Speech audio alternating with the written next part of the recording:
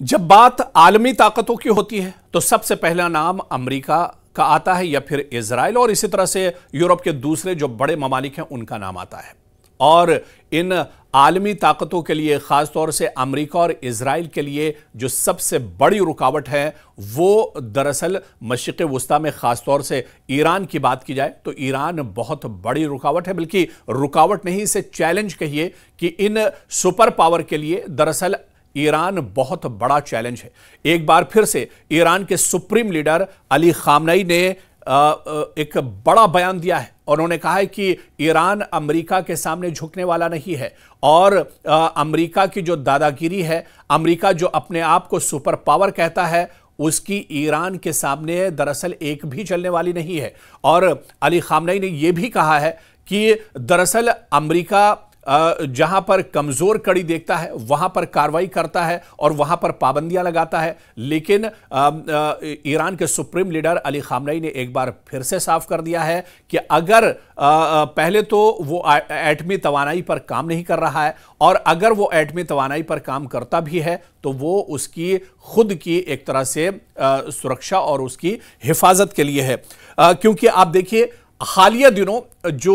खित्ते की सूरत हाल है वो बहुत तेजी से बदल रही है। एक तरफ अमेरिका और इजराइल हमेशा से एक दूसरे के साथ रहे, बल्कि यह कहा जाए कि अमेरिका और इजराइल का एक दूसरे के बगैर वजूद ही नहीं है और एक दूसरे में हालात एक दूसरे के लिए दोनों कहीं ना कहीं अपना अपना मफाद एक तरह से देखते हैं। लेकिन दूसरी तरफ आप देखिए कि ईरान के रिश्ते चीन और रूस से पिछले कुछ दिनों में बहुत तेजी से बढ़े हैं और ईरान के वजीर खारजा ने चीन का भी दौरा किया हालिया दिनों, ईरान के वजीर खारजा ने रूस का भी दौरा किया है और रूस के सदर व्लादिमीर पुतिन से मुलाकात की है और इसी तरह से चीन के सदर से भी ईरान के वजीर खारजा ने मुलाकात की है। और इन मुलाकातों को देखते हुए जो एक्सपर्ट्स हैं और वो माहिरीन हैं वो दरअसल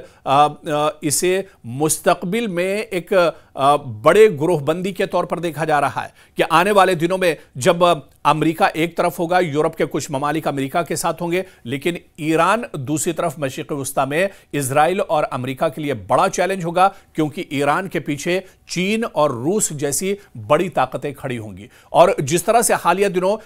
ईरान के वजीर खारजा ने रूस और चीन का दौरा किया है, ऐसे में अब ये जो खदशात हैं और भी ज्यादा बढ़ गए हैं, ये चीजें और भी निकलकर सामने आ रही हैं और खित्ते की अब जो सफबंदी हो रही है वो बहुत दिलचस्प होती जा रही है, बल्कि दुनिया अब एक तरह से आग के ढेर पर आती जा रही है। अब कशीदगी लगातार बढ़ती जा रही है, तनाव बढ़ता जा रहा है। दरअसल रूस और चीन भी अब मशरिक़ वुस्ता में अपना अमल दखल देखना चाहते हैं, क्योंकि चीन भी अब एक बहुत बड़ी ताकत है, रूस बहुत बड़ी ताकत है, सुपर पावर है, और यह भी दरअसल अमेरिका की जो चौधराहट है वो चीन और रूस को भी पसंद नहीं है। इसी वजह से ईरान को सामने रखकर दरअसल चीन और रूस जो है वो अमेरिका को दबाना चाहते हैं, और यही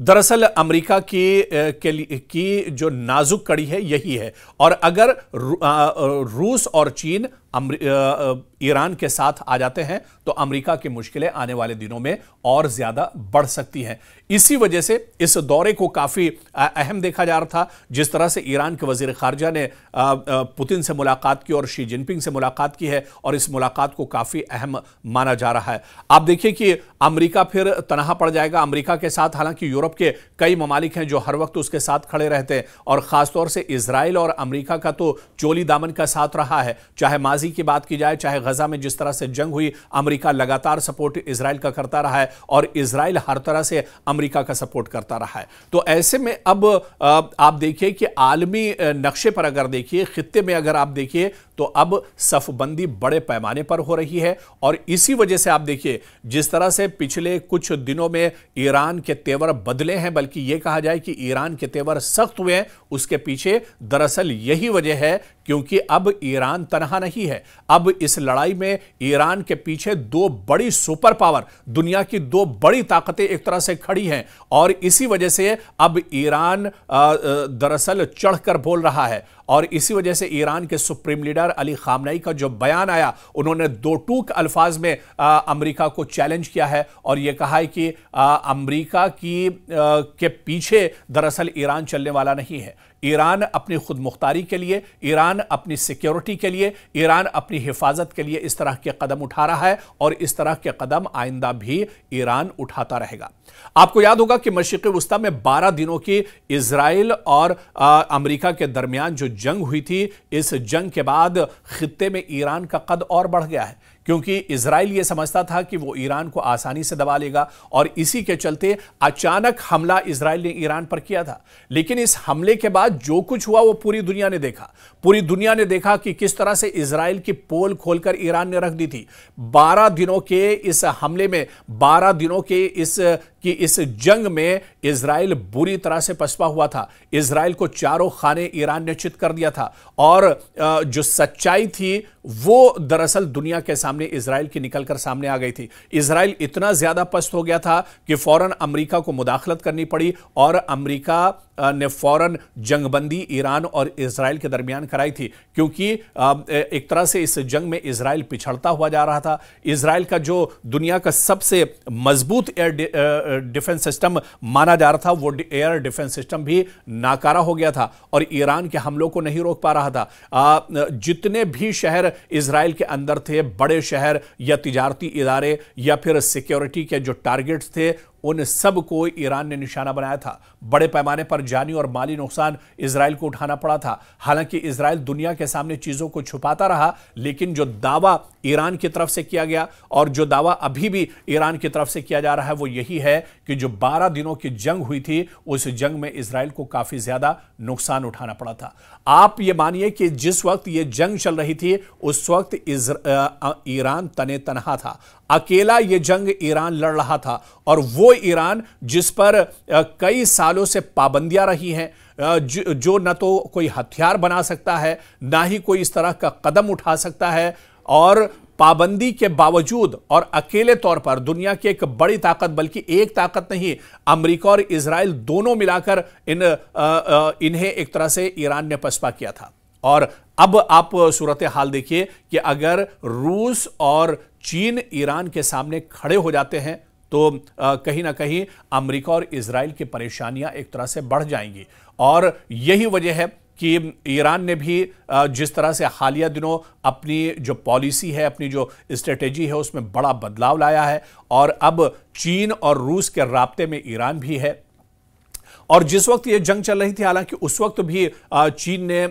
खामोशी के साथ एक तरह से सपोर्ट किया था ईरान का, और रशिया भी कहीं ना कहीं ईरान के सपोर्ट में उस वक्त भी खड़ा था, क्योंकि रूस पहले से ही एक तरह से जंग की हालत में है। और मौजूदा जो हालात हैं वो भी आप देखिए कि अमेरिका और रूस के दरमियान कशीदगी बढ़ गई है। दरअसल डोनाल्ड ट्रंप ये चाहते हैं कि उनकी चौधराहट बाकी रहे और अमेरिका जो है वो जहां जहां जंग हो रही है वहां पर हालात को सही करे। लेकिन आप देखिए कि जिस तरह से रशिया जंग की हालत में है और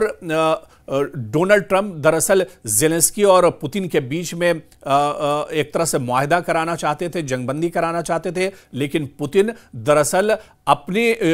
जो उनकी शर्तें थी उन शर्तों पर वो पीछे हटना नहीं चाहते थे। और इसी वजह से डोनाल्ड ट्रंप का ये दौरा और मुलाकात सब कुछ एक तरह से पानी में मिल गया और पुतिन कहीं ना कहीं एक तरह से अपनी शर्तों पर कायम रहे। और ऐसे में आप देखिए कि एक बार फिर से डोनाल्ड ट्रंप को अपने मुंह की खानी पड़ी थी। और दूसरी तरफ अगर चीन की बात की जाए तो चीन भी कभी भी अमेरिका के दबाव में नहीं आता है। खासतौर से एशियाई खित्ते की अगर बात की जाए तो पूरे खित्ते में चीन का जो एक तरह से दबदबा है वो बढ़ा है। और इसी तरह से जिस तरह से पिछले दिनों टैरिफ का मामला आया और उस टैरिफ के बाद हिंदुस्तान और चीन के रवाबित भी काफी ज्यादा बढ़े, तो कुल मिलाकर जो तस्वीर है वो बहुत अहम बनती जा रही है। और अब जो आलमी सियासत है वो बहुत दिलचस्प एक तरह से बनती जा रही है। आने वाले दिनों में ये पूरी तस्वीर किस तरह से उभर कर सामने आएगी? क्या ईरान और ज्यादा मजबूत होगा? क्या ईरान के साथ रूस और चीन एक तरह से खुलकर सामने आ जाएंगे? और ऐसे में इजराइल और अमेरिका की परेशानियां बढ़ेंगी खित्ते में, यह देखना भी बहुत अहम होगा।